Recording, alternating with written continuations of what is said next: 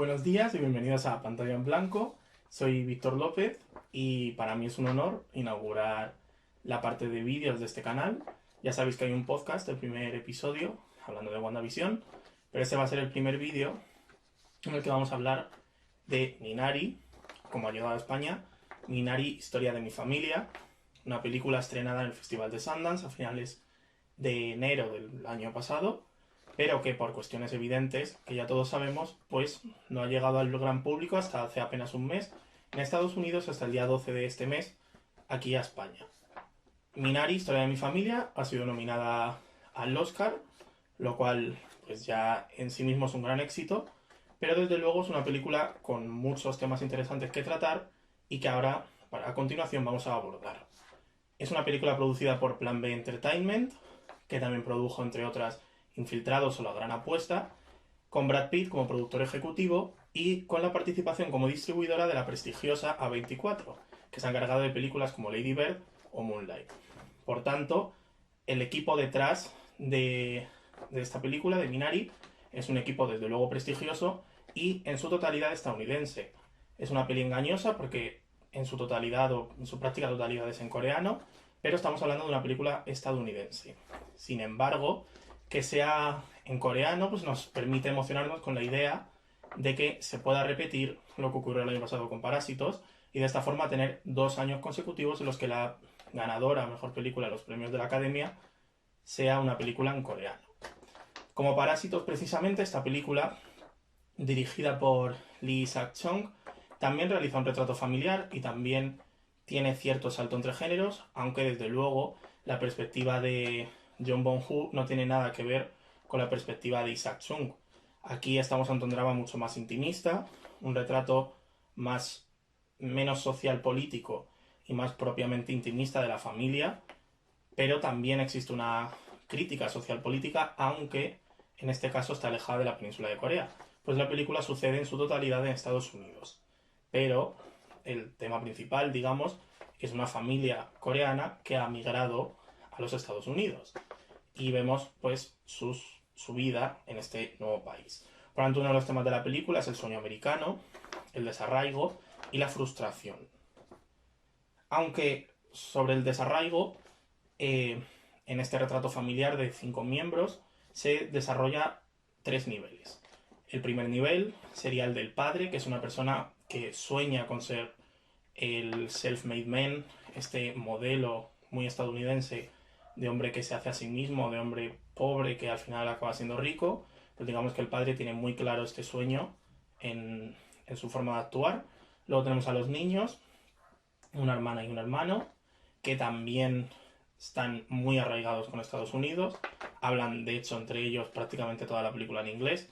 Y luego está la madre y la abuela, que son las más alejadas de esta corriente estadounidense, que no confían tanto en las confabulaciones del marido y tampoco en los prestigios del sueño americano.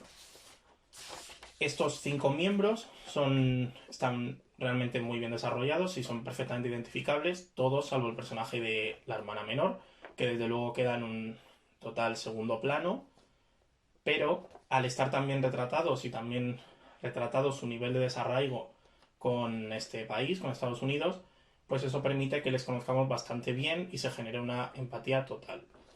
Sin embargo, pese a ser una película especialmente dramática, como ya hemos hablado previamente, se da cierto salto entre géneros, porque básicamente la película acude en muchas ocasiones a recursos cómicos, especialmente con el personaje de la abuela, que rebajan un poco la tristeza y facilitan la identificación con esta familia. Como hemos dicho, la familia tiene 2 miembros, 2 niños, que son básicamente los que despliegan otro de los temas principales de la película, que es la propia infancia. Pues toda la película, todo Minari, está narrado o está visto desde el punto de vista de David, que es el niño menor, que es el primer personaje que presenta la película y sobre el que giran todas las tramas de esta.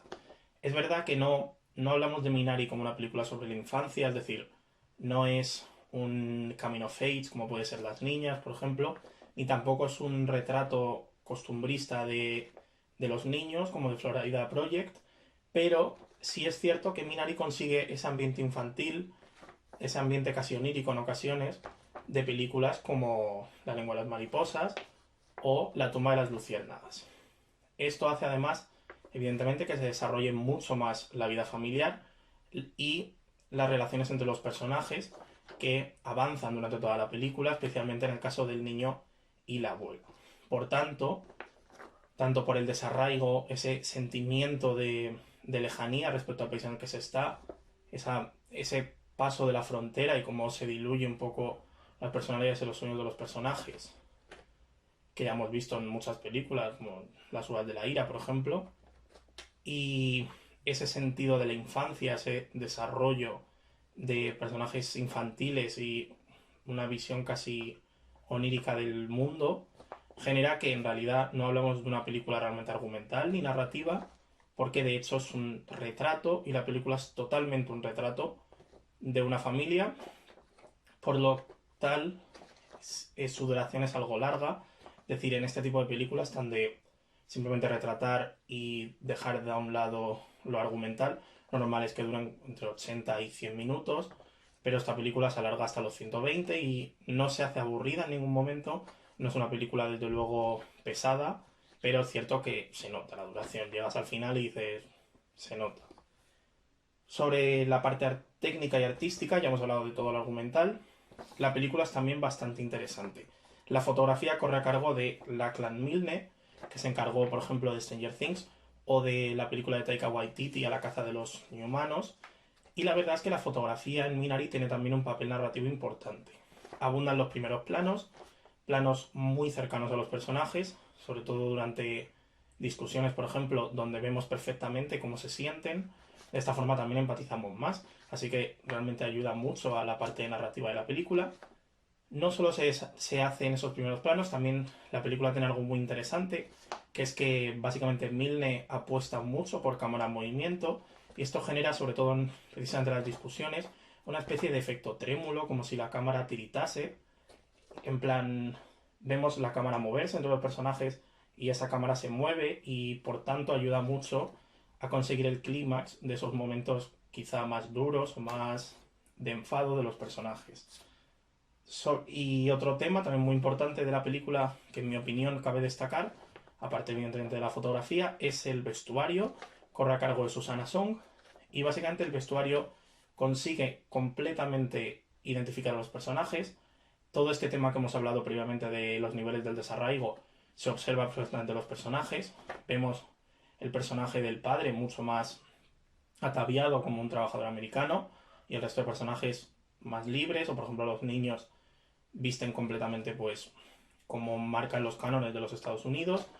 Por tanto, Susana Song hace un trabajazo de vestuario tanto para contextualizar la década, que son los 80, como para contextualizar el tipo de país en el que nos encontramos, que es básicamente Occidente. Pero ya digo, enmarca a los personajes también, por lo tanto es bastante útil. Y es que Susana Song se encarga del vestuario de la famosa serie Los Goldberg, un retrato también familiar, que precisamente lo que mejor consigue esta serie, guste o no, lo que mejor hace es precisamente retratar los años 80 en Estados Unidos. Por tanto, se nota que Susana Song tenía experiencia y desde luego el vestuario es algo que hay que destacar de Minari, o al menos de esta parte técnico-artística.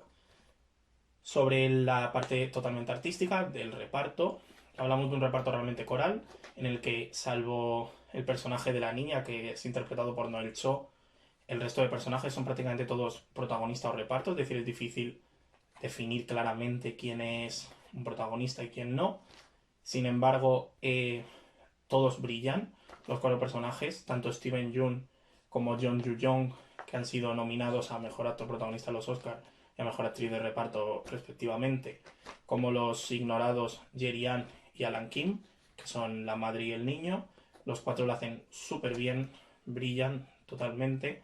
Son actuaciones además, quizá salvo la actuación de Jeon Ju-young, que es la abuela, es la actuación quizá más llamativa de estas actuaciones que digamos que te das cuenta de primera mano que lo está haciendo muy bien, pero el resto son actuaciones más apagadas que también brillan en momentos específicos, como por ejemplo las discusiones, y básicamente los cuatro están genial. El personaje de Noel Cho, que es la niña, como hemos dicho, está en un segundo plano, bastante secundario, mucho menos desarrollado que el resto. Quizá este es uno de los errores de la película. y por tanto es más difícil destacarla, o al menos destacarla en comparación con los otros 4 que es que están muy bien.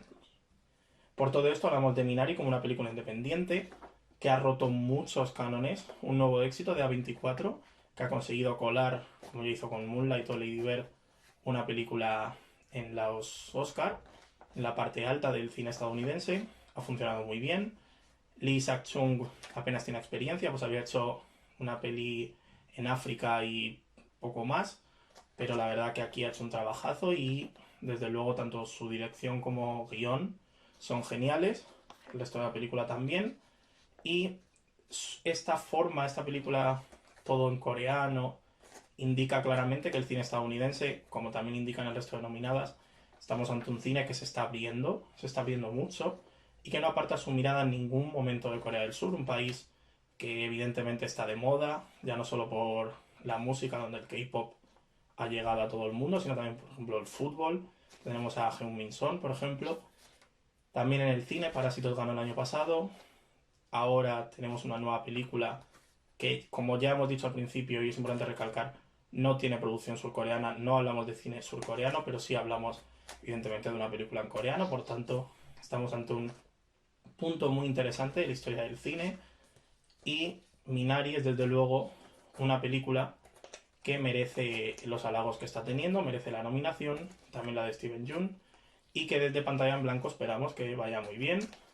Este ha sido ya el vídeo, es el primer vídeo del canal, así que evidentemente, pues como se me puede observar, estoy bastante nervioso, pero espero que os haya gustado mucho. Ya sabéis, Pantalla en Blanco, vamos a hablar fundamentalmente de cine y televisión, de todo tipo, siempre desde una perspectiva personal y huyendo pues de lo típico, de los tópicos.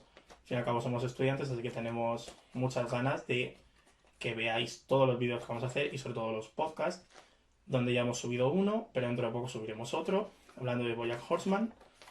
Los podcasts estarán tanto en YouTube como en ebooks como en Spotify, y los vídeos evidentemente están en YouTube. También podéis seguirnos en Twitter, @pantallablanco, e Instagram, @pantallablanco. Yo, como he dicho, soy Víctor López. Tendréis también mis cuentas personales debajo y espero que os haya gustado mucho este vídeo. Minari, desde aquí decimos que es una película muy recomendable, un gran trabajo del reparto de Lee Isaac-Chung como guionista y director, una película muy interesante, ya hemos dicho, sobre el desarraigo, ese sentimiento de pertenencia a un país o a una zona, y sobre la infancia también, sobre la familia. Al fin y al cabo, ya hemos dicho varias veces, es un retrato familiar, por tanto los personajes están muy bien construidos, sus relaciones están muy bien desarrolladas y la verdad es que esperamos, desde Pantalla en Blanco, a los 3 nos ha gustado mucho y esperamos que lo haga bien en la carrera por los Oscar. Esta es la primera película que analizaremos, que hemos analizado, pero hablaremos también del resto de películas, evidentemente, del Padre, del Juicio de los 7, de todas ellas. Y en los podcasts pues hablaremos de otros temas. Muchas gracias y adiós.